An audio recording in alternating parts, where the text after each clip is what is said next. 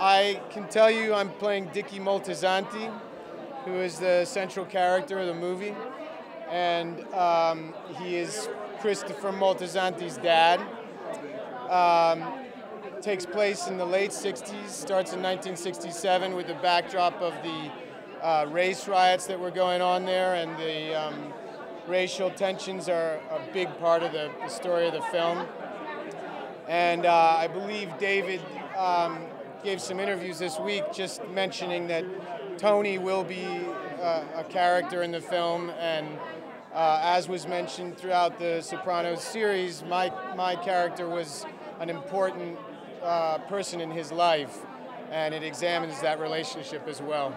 There are all kinds of weird coincidences with this job.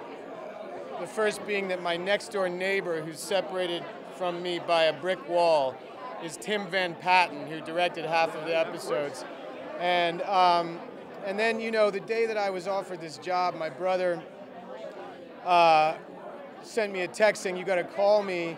I called him up, and our grandfather was a Sardinian sculptor named Costantino Nivola.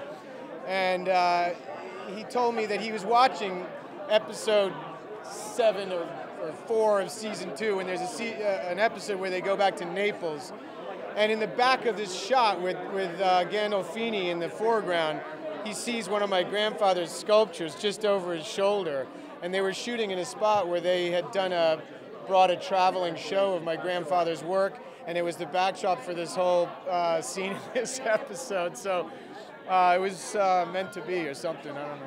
Well, I'm really happy for you, man. Thanks a lot. And it's so great. When do you start shooting? April. April. Yeah, beginning of